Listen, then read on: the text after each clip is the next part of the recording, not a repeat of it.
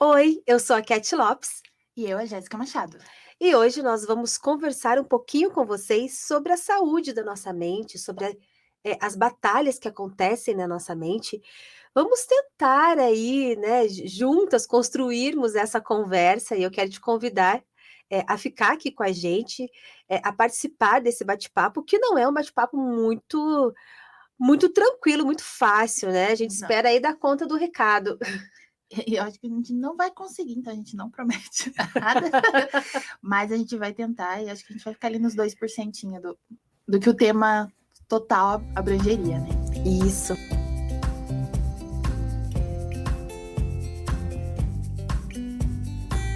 Logo que a gente fala sobre saúde mental ou as batalhas que acontecem na nossa mente, né, nós vamos estar aqui nesse ambiente, né, tentando conversar sobre isso. Ah, de início, a gente já encontra pesquisas assustadoras, né? É, a exemplo, né? 1 a cada 3 pessoas sofre de ansiedade no mundo. No Brasil, ele é o país campeão em casos de ansiedade e líder em depressão na América Latina. Um dado bastante pesado. Outro também assustador é que a cada 40 segundos uma pessoa se suicida no mundo. O suicídio é a segunda principal causa de morte entre jovens com a idade entre 15 e 29 anos. Por ano, 12 trilhões são gastos com saúde da mente. No mundo, é gasto equivalente a 6 vezes o PIB brasileiro com problemas relacionados à saúde mental. Esses dados aqui são dados da OMS e são assustadores, Sim. porque nós estamos falando aqui de uma parcela aonde o cristão está inserido. Ou seja, o cristão também está sendo abatido, também está deixando a sua mente ser invadida. E aí, como nós podemos cuidar disso? O que faz a gente pensar também, se você é uma desses milhões de pessoas inseridas, né, na estatística que a Cat comentou, é lembrar que Jesus já fala: no mundo tereis aflições, né? Então, tipo, não se culpe por se sentir mal, né? Faz parte da nossa humanidade se sentir mal, mas também faz parte de sermos cristãos entregarmos isso a Jesus. Sim, esses dados mostram uma realidade bastante assustadora, né? E eu não quero jogar fardo em cima de ninguém, mas eu acho que hoje é uma conversa para nós refletirmos sobre nós e esse nosso relacionamento. Porque não há problema nenhum em pedirmos ajuda, aliás, isso é a solução, nós devemos pedir ajuda. Mas esses dados mostram como nós cristãos também não estamos vivendo uma vida que reflete Jesus na nossa vida, porque nós também estamos doentes. E, e muito disso pode ser porque nós estamos nos moldando a esse mundo. E daí a gente fica travando guerras enormes na nossa mente, que reflete no nosso corpo. Então, hoje eu quero te convidar, com esse nosso bate-papo, né, a estar refletindo sobre isso. Se você se encontra nesse lugar de pedir ajuda, vá pedir ajuda. Seja ela pastoral, seja ela médica, peça ajuda. Mas se você se encontra nesse lugar que você fala, poxa, eu acho que é mais uma questão de posicionamento mesmo, como cristã, é assim, porque eu estou me moldando as coisas, estou sendo levada, né, no bolo, e sabe, da gente encontrar aonde eu estou posicionada. Joyce Meyer, né, que escreve o livro A Batalha na Mente, amplamente conhecida aí por todos, ela diz algo bastante interessante, que a verdade é sempre revelada por meio da palavra. E essa verdade revelada, ela sempre vai confrontar as pessoas. E é nesse confronto que a gente trava batalhas muito grandes, intensas, porque a gente está recebendo um monte de informação e a gente começa, ai, mas fulano disse aquilo, ciclano disse aquele outro, cientista, sei lá. E aí é muito desse nosso posicionamento. Acho que essa geração nunca precisou tanto parar e refletir o que eu sou, o que eu de fato sigo. E querido, querida que está nos ouvindo, se você segue a Cristo, a palavra de Deus é nossa referência, é nossa base e ponto. É a partir daí. Se o fulano ciclano disse, você vai confrontar o que ele disse ou deixou de dizer com a palavra de Deus. Porque ela é o nosso norte, ela é o nosso guia. E não se assuste se a palavra de Deus ela confrontar de uma forma assim de que você vai se ver na contramão. E você está certo. Estar na contramão é sinal que você está certo. Sim, quando você estava falando, eu lembrei muito do que você mesma falou em alguns episódios atrás, né? Quando você estava no episódio junto com a Lana falando sobre materialismo, e você falou uma frase assim: nós lutamos pelas nossas forças. A gente acabou chegando num tempo em que a gente se acha autossuficiente para lutar as nossas lutas. E a própria palavra fala que não, né? A gente tem que recorrer àquele que já venceu todas as lutas. Eu acho que essa grande batalha da mente é quando entra o espiritual e o carnal, né? Tipo, eu, Jéssica, quero vencer por mim mesma. Mas eu, Jéssica, também sei que não sou eu sozinha que vou vencer as coisas, né? Então, acho que essa é a batalha que acontece comigo mesma, né? Realmente, essa batalha da mente, ela acontece entre Jéssica e Jéssica. Isso. Porque essa mesma Jéssica tem posicionamentos diferentes. E é impossível, né, a gente pensar em amar o Senhor com toda a nossa mente se a gente tem ela dividida entre o que eu penso como a Jéssica inserida dentro de uma sociedade mundana e a Jéssica que é a peregrina desta terra. Sim.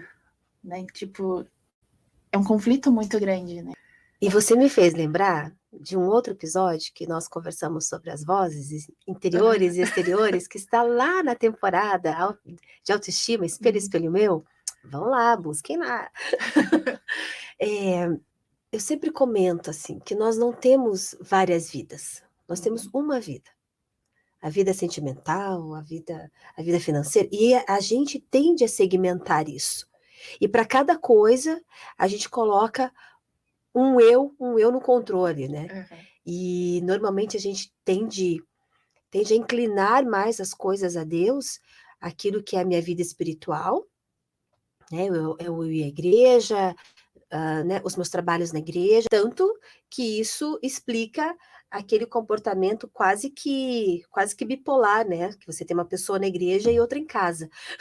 O quanto nós somos guiados, essa luta do carnal com o natural, com o espiritual, é muito disso, de como eu estou me entregando diante de Deus. Quem governa a minha vida é o Espírito Santo, sou eu, e isso é a escolha, né? A Jéssica carnal, a Jéssica espiritual. Aqui é bem interessante trazer uma clareza a esse assunto, porque às vezes a gente confunde muito isso, né? O homem natural é aquele que ainda não conhece a Cristo. Então, ele vai tomar as ações, as atitudes, sendo bom ou mal, comportamentos bons ou maus, mas ele não tem referência nenhuma cristã. Então, esse é o homem natural.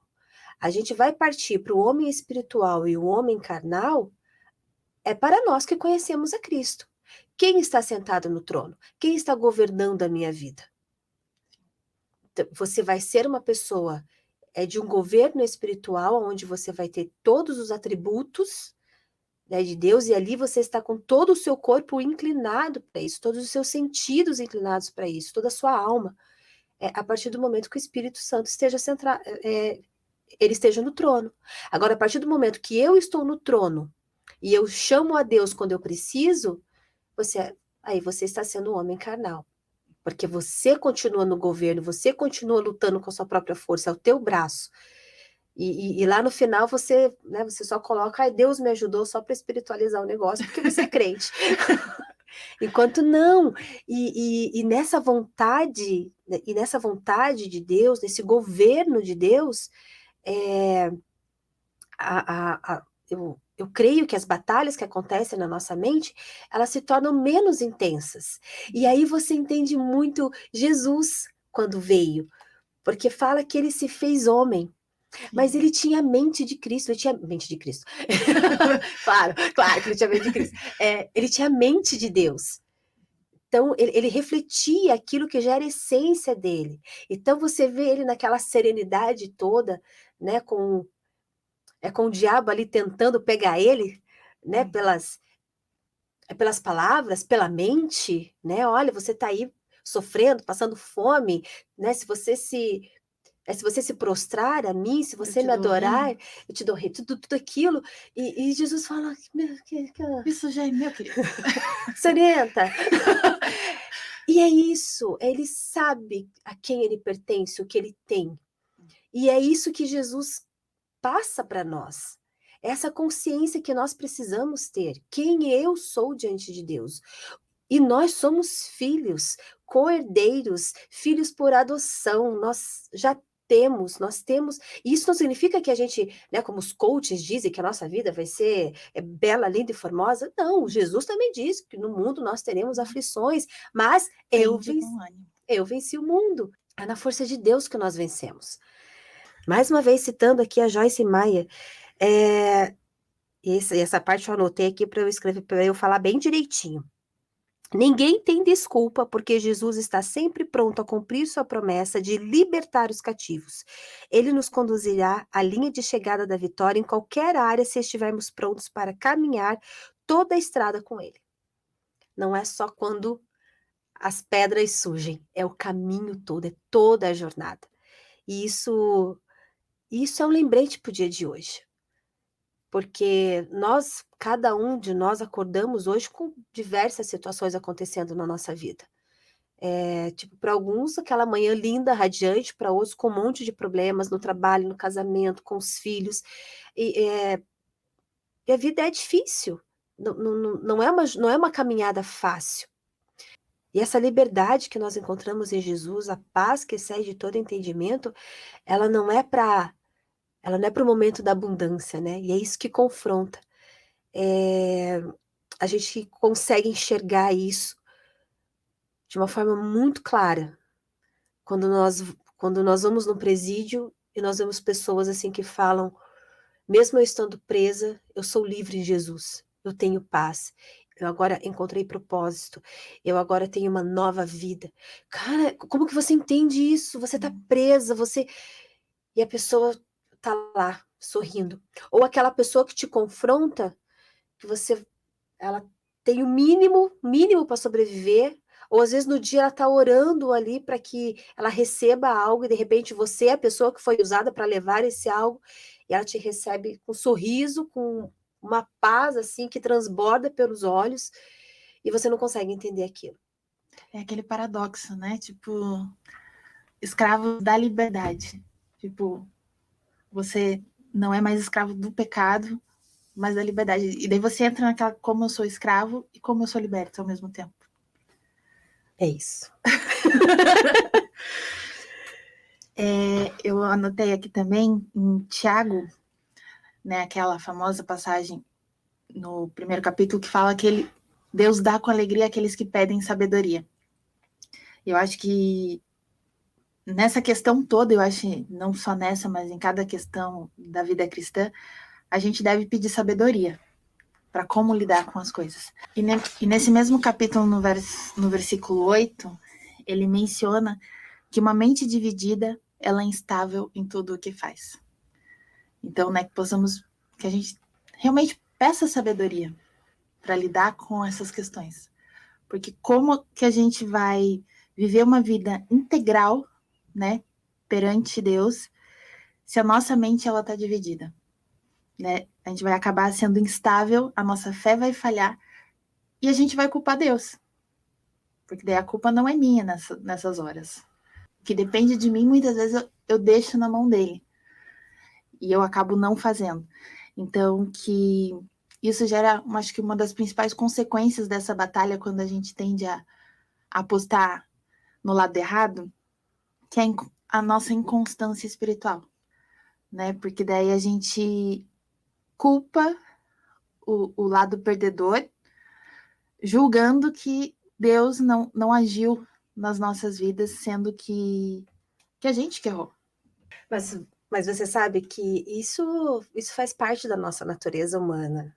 Nós sempre encontrarmos um culpado, porque é um fardo muito pesado de se carregar. A culpa e isso dentro da nossa batalha da mente é algo que o diabo usa assim como prato cheio. Tanto que o tempo todo ele está sussurrando ao nosso ouvido que nós não somos dignos porque nós pecamos.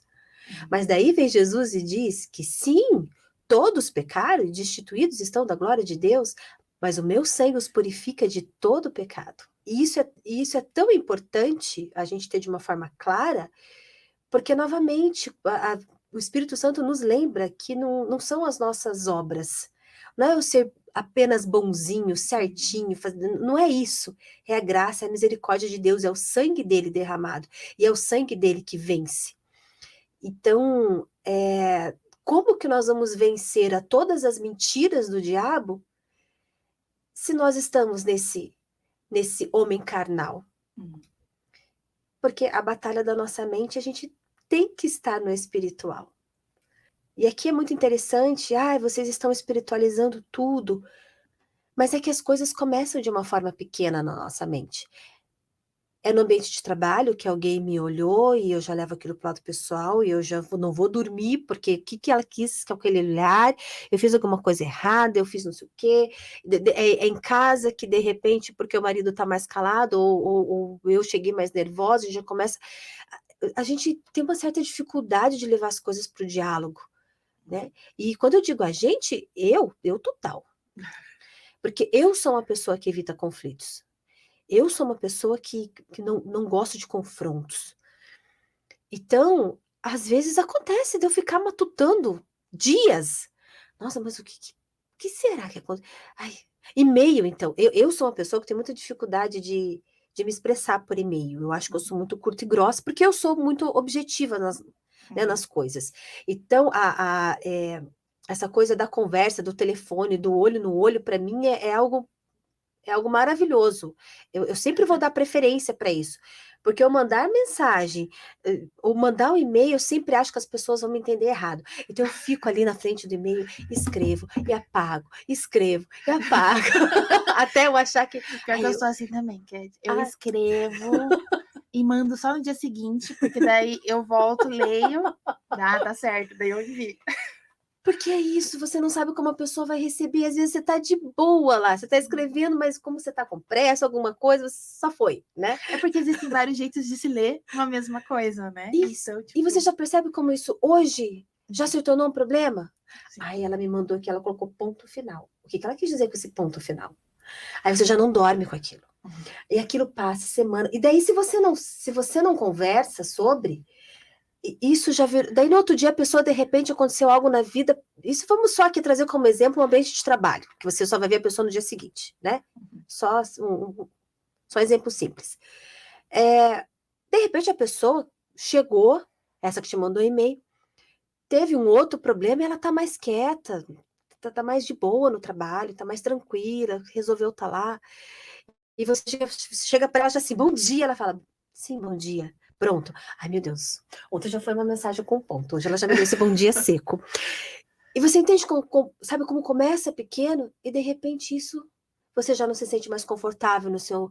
Aí, daí você já vai conversar com a tua chefe, porque eu não tô me dando bem com ela, não sei. A gente começou com desentendimento. Que desentendimento? É uma coisa só da sua cabeça. E isso é um exemplo para tantas outras coisas. Começa pequeno na nossa mente e a gente vai criando, vai alimentando e de repente tá algo, sabe, tá algo muito grande e assim daqui a pouco já tá refletindo no nosso corpo e assim vai indo.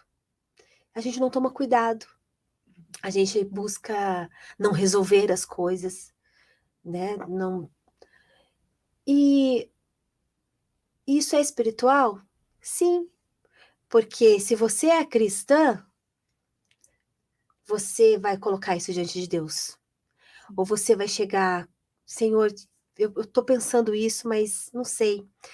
Né? Me traga sabedoria, me traga luz sobre esse assunto, me traga um jeito de chegar.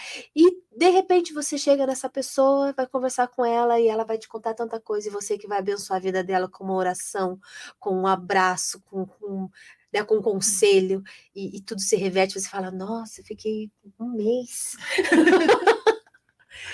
Isso, assim, um exemplo muito pequeno, né, gente, muito simples, mas do quanto a gente deixa a nossa mente ser dominada. Mas, colocando aí algo para que vocês pensem, e quem sabe a gente traz aí, no próximo episódio, com um convidado para a gente falar sobre isso de uma forma mais ampla. Deixem comentários se vocês querem, tá bom, gente? Por favor. Eu estava aí lendo sobre esse assunto, a gente lá pesquisando, né? Porque a gente tenta fazer a tarefa de casa. E eu me deparei com uma pesquisa, e eles dizem assim: estudos recentes apontam que eles estão muito mais conectados do que imaginamos. A comunicação entre os dois, o coração e o cérebro, é uma via dinâmica, de mão dupla e contínua, de modo que cada um dos órgãos exerce influência na função do outro.